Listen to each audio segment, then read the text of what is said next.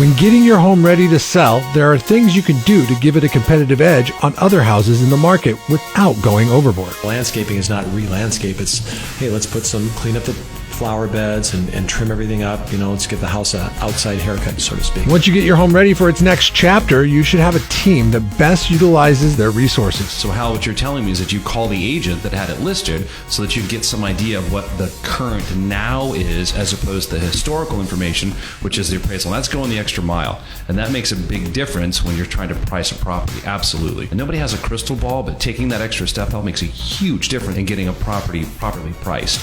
This episode of the SLO County Real Estate Podcast with Hal Swayze is rich on information for those looking to sell. So let's jump in with host, photographer, and team member, James Bueno. Of course, we have Hal Swayze with us, JT, consultant for Team Swayze, and J. Pete from Keller Williams. And a special guest with us, Miss Sharon Benedict. She is our listing manager for Team Swayze. Yeah. Sharon. She'll use her voice here in a minute, I'm sure. So today we are talking about preparing your home for selling. And Sharon's going to support us on that since she is the listing manager. Sure. Preparing your home to sell. When I sit down with somebody who's getting ready to sell, a lot of things I talk about are there's two things that affect the value of the house. One is the condition of the market, which we have no control over, and one's the condition of the home, which of course we do. Sometimes ask people, hey, how long have you been in your house? And they might say, I've been in this house 10 years. I go, great.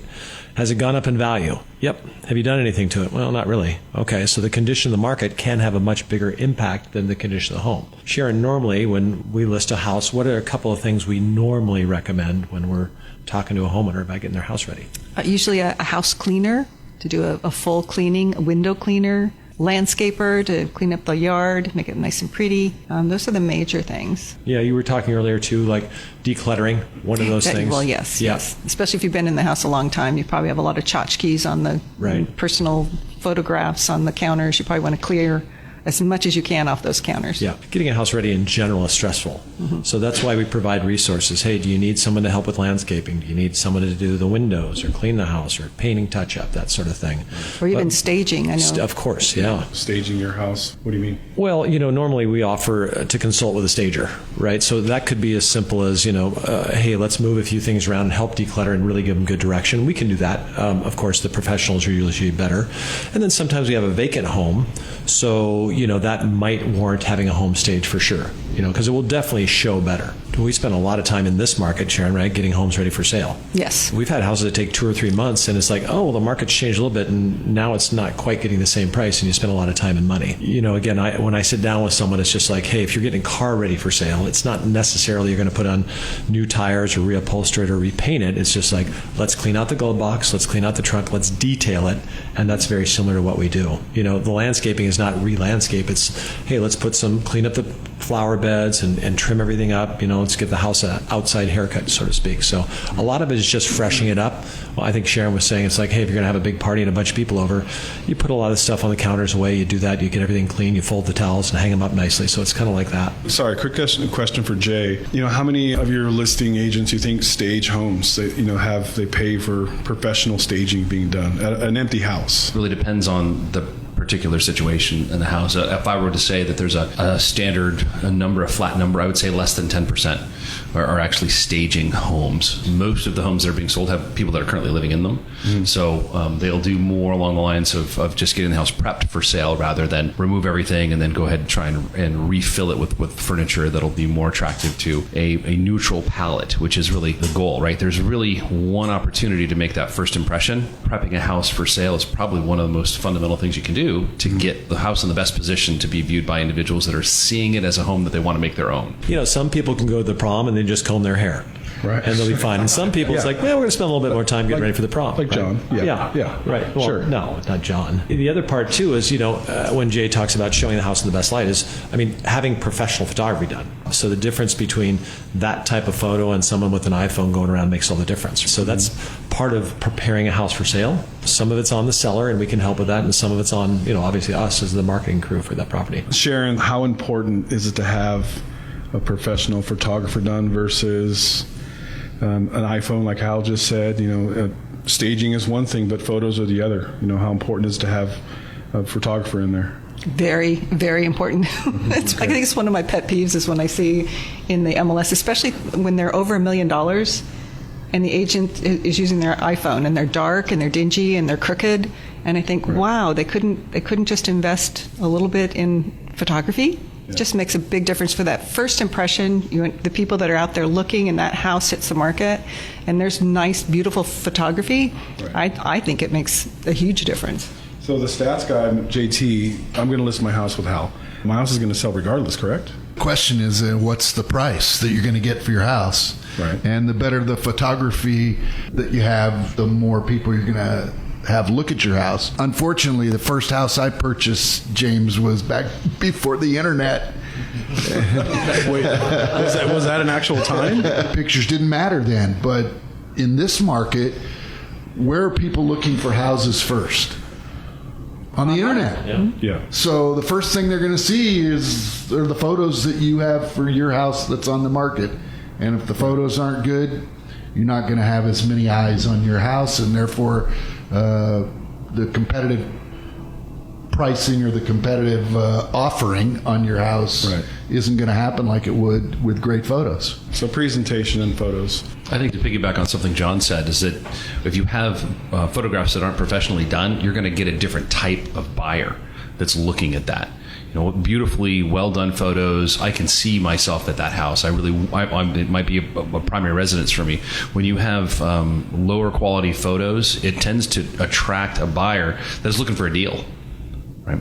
And I know today's market, you think that, properties are going to sell as soon as they hit the market. And it hasn't always been that way. It won't always be that way. And I've got colleagues in major metro areas on either side of us, and they're telling me that the markets there are changing.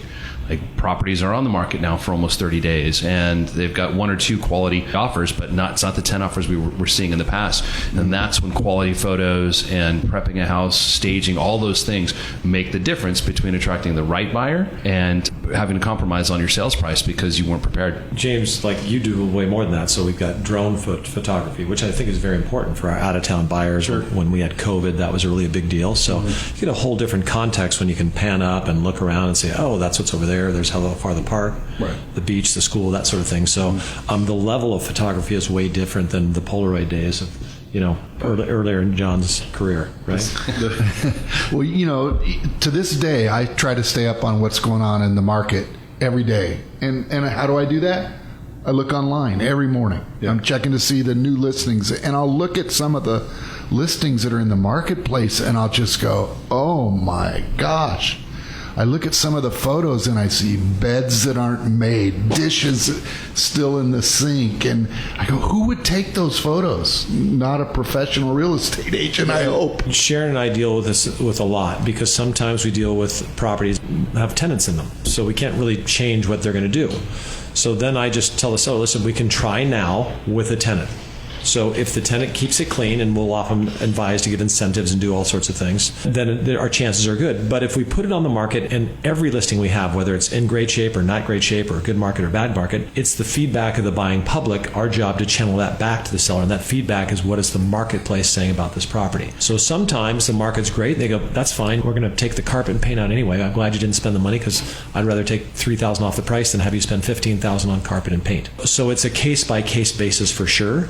But we had one recently where there was a family illness which prohibited the couple in a nice house from really keeping it the way they should, because sometimes you get hit with things and you just can't keep up with your house. So they moved out, we got it touched up and staged, and it made a world of difference. I guess that's why real estate is case by case, location by location.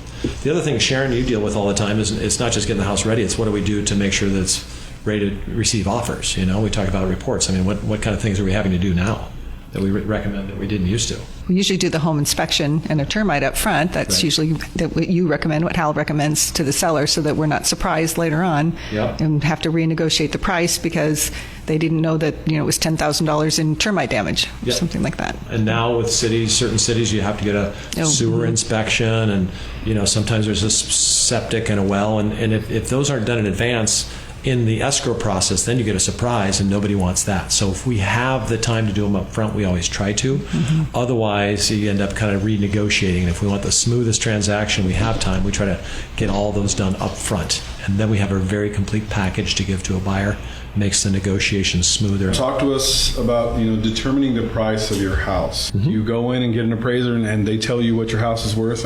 What's the process? What do you do? Yeah, I mean, obviously an appraisal is one option. Most banks require that for you to get a loan. But up front, a lot of people don't do that because usually a real estate agent will pull similar comps. And the difference is the homework you do when you look at that and what you put value on. One of the local appraisers I've known for 30 some years, Mark Adams, is a very thorough appraiser. Like he'll do an appraisal for a property that's not even in escrow. Just somebody needs to know the value for a refinance or a family change of status, and then he'll always look at for what it sells for to see how he did. So he takes it very seriously. So to determine the value, a lot of it is just looking at the features and benefits of the home against other homes that are for sale or have recently sold. If we get a single level house versus a 2-story house, that's going to affect value because there's more demand for one level homes. If we have a 5,000 square foot lot and you have two houses that both have 5,000 square foot lots, on paper, on Zillow, on any internet website, they would seem the same. But if one lot slopes down a hill and the other one's nice and flat in landscape, well, that's going to change value. Right. So that's why banks don't go off of Zillow or whatever, or a drive-by appraisal. They have someone come and inspect the property and they look at those features and benefits. And then in a dynamic market like we have, they're not so much looking or waiting a closed sale from 2 months ago, which actually went in escrow 2 months before that. So now we're in May. That means it went in escrow in January. The market can change a lot in that time. Yeah. They'll look at pending sales.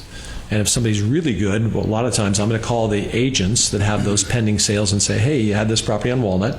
Looks like it was listed for $800,000. It's in escrow. How did it go? Well, we just had one offer after 3 weeks, and we're close, but we didn't go over. Versus, oh yeah, we had 7 offers on this house, and we're, I can't tell you exactly, but we're $100,000 plus over the price. So that information lets me know, okay, there's a lot of extra buyers in the marketplace, so things are getting, they're driving up. So it's pretty comprehensive in terms of comparing those, and then we try to position the house based on that information when we're selling it for value. But sometimes people just call me, I need to know what it's worth so I can refinance, or mom and dad passed away and we need it for the valuation for the estate. So it's very similar, but there's a reason appraisers have to spend a lot of time in training and education to become an appraiser. How important is it to get the right number when you're listing your house? Too low, too high? How important is it to get that perfect number for when you put it on the MLS at first? Well, I think that's pretty important. That's why Hal does such a great job. But I think pricing at or below is what Hal's done in the past, so that we get the most. You don't want to go too far below, but we get the most response. You go too high and you get very few showings, so you know that you're above probably where it should be. Mm-hmm. And then if you have to lower the price, now people think, okay, there's something wrong with it, and then it went overpay, so they've seen the price high, and now it's you're trying to catch up with the market. We usually know, and it's just a matter of how long the market responds. In a normal market, I tell people, hey, you could have 6 years to sell your house, but in the first 30 to 60 days when you get your best price. 2 months ago, hey, you could have 6 years to sell your house, but you're going to get your best price in the first 7 days. Now it might be 3 weeks. It's positioning to get the most response, and as John said, most people looking at it, the more people look at it and you show it to, the better chance you have of the most offers and the highest price. I call it positioning it in the marketplace. JT, so you look at the market every single day online.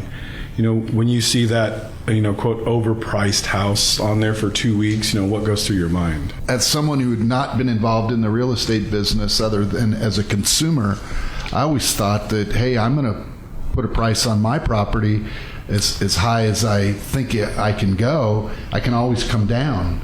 And I learned that wasn't a really good strategy right now. If it sits when everything else is moving, people start to wonder what's wrong with it. Why doesn't anybody else want it? When you go somewhere and everybody wants what you want, then you go, oh, okay. That means it's popular. Something's good about it. When a house sells, it's public information. Anybody who wants to know can know what a house sold for. When you're sitting down with somebody who's thinking about selling their house, how do you help them arrive at the listing price of the house? First, I try to get as many properties nearby as I can, and in a small town or a hot market, there may not be as many as we'd hope. Then I talk to a seller and I go, okay, based on this house is maybe larger than yours and it's $100,000 new kitchen. that's going to mean it's worth more, maybe $75,000, and we adjust it. I make the parallel like an appraiser is probably going to adjust it up or down based on these improvements. Pools. Half the buyers don't want a pool. It may add value in some cases or it doesn't. I just go through that and say, it looks like yours is going to be a little bit above this one at $900,000. This one that sold for $1,050,000, for example. Okay, they had a bigger house, they had upgraded kitchens and baths, and they had a little bit bigger lot, or it was on the end of the street. So all those things go into play, and then we try to go, okay, it looks like we're going to be in that range. And there's no exact number. I always tell people you can hire 3 appraisers at X dollars each, and you're going to get 3 completely different values. So it is a personal opinion of what we think the next buyer is willing to pay for that property. So when we do that, I say it looks like it's going to be between, for example, $975,000 and $100,000, or excuse me, and $1 million. It's a big gap, $975,000 to $100,000, right? That's helpful for a seller. Yeah. No, between $975,000 and $1 million. So at $975,000, it increases our chances of getting more money. And people go, well, I don't want to undersell it. I think we've talked about this before, but you can undersell a house. It's hard to underprice it because you have a good agent. If you price a house that's worth $975,000 at $900,000, there's going to be lots of offers. And even at $975,000, you'll get more offers. And if you price it at $1 million, okay, we're going to see if we can get $1 million or not. And we're going to know fairly soon. And then I just prepare them not to take too long to use the information that other sellers have learned by not selling to make their decision to adjust. Okay, so we just keep real close tabs on that, and that's just good communication. An appraisal is a historic view of a prior sale. Like, that doesn't tell our future. Having someone like Hal, a student of the market, being able to do a couple things that Hal, you said, I think was really impressive. I haven't actually heard any other agent do, is call on sales that are pending. Now, what does that mean for the consumer? When a property goes on the market and it's for sale, it goes into our multiple listing service, and we can all see what's on the market. Once an offer is accepted and it goes into escrow, the status changes to pending. So we don't know because we can't see the sale. It hasn't been recorded. It's not public information. So Hal, what you're telling me is that you call the agent that had it listed so that you get some idea of what the current now is, as opposed to the historical information, which is the appraisal. And that's going the extra mile. And that makes a big difference when you're trying to price a property. Absolutely. But appraisal is nothing more than a historic look at what has transpired. And then you've got this magic of trying to adjust for where is the market going? What has it done? And nobody has a crystal ball, but taking that extra step makes a huge difference, I would imagine, in getting a property properly priced. Unlike that, as opposed to something like Zillow, which is just an aggregator, right? They're scraping the internet for data to try and get information, and the stuff you see there might be 6 months old. It might not. The house might not even be in the market. So it's a real poor view of what's truly happening in the market. But to the aspect and the tactic that you take, Hal, I think it's really, really impressive and important to know that you're taking the historical data, but you're also talking about real live activity, things that are happening right now to help you evaluate homes for your clients. It's impressive. I would say, if you're to the consumer, rely on the professional.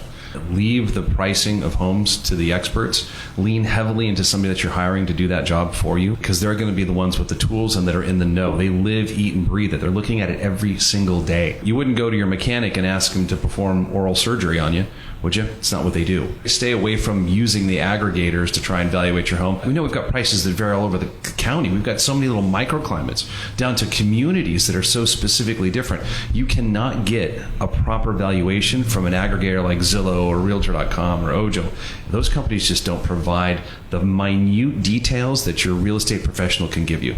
Some people just say, well, what's it worth? Well, we need to be a team. Again, I use the medical profession, but, if you're coaching me, James, on this problem I'm having with my elbow, you're going to say, hey, this is what's happening, and here's why, and here's some options for us. And I think when I talk to somebody, I go, you see this house here, look at what it looks like, look at the pictures, look at the square footage. Okay, this is what it's sold for. Can you see how this one might be worth a little bit more than ours? Okay, good. Here's another one. This one's not quite as nice, right? Do you see how we can be there? So together we come up with the price. Just like if you're going to buy a new car, you can go, okay, I can get this Toyota for somewhere from 30 to 31 to 32. With the upgrades, it's 34 to 35. I mean, it's not rocket science. When I'm talking to a client, I used to say, hey, I'm not going to tell you the price. I'm just going to show you where it is. And then usually they're going to come to a good conclusion. It's a starting point. It used to be the starting point was, well, I want to put it here because somebody's going to offer less. And for a while it's been, we're going to put it here because somebody's going to offer more. So that's all the way it is. Right? So. Thank you for listening to the Hal Sweasey podcast. Be sure to subscribe and rate this podcast. It comes out every Monday, so check for it in your feed for the latest information on the San Luis Obispo County market. The Slow County Real Estate with Hal Swayze podcast is available wherever you get your podcast and on halswayze.com, where you can find current listings and other real estate tips. halswayze.com, that's HALSWEASEY.com. I am James Bueno, Director of Marketing for the Hal Swayze Group. If you're looking for anything real estate, give us a call, 805-781-3750. Don't miss the next episode of the Slow County Real Estate with Hal Swayze podcast as the team looks over the options you have when buying a home and the benefits of each and every one of the realtor team, and for sale by owner scenarios. I would say in a hot market, do you need a real estate agent to sell your house? No, because so many buyers want a house. So that's not the issue. Now, do you need him to get top dollar? Probably. Hal Swayze is a licensed California real estate broker. DRE number 01111-911. The Slow County Real Estate with Hal Swayze podcast is a production of AGM Podcasts. Subscribe wherever you get your podcasts.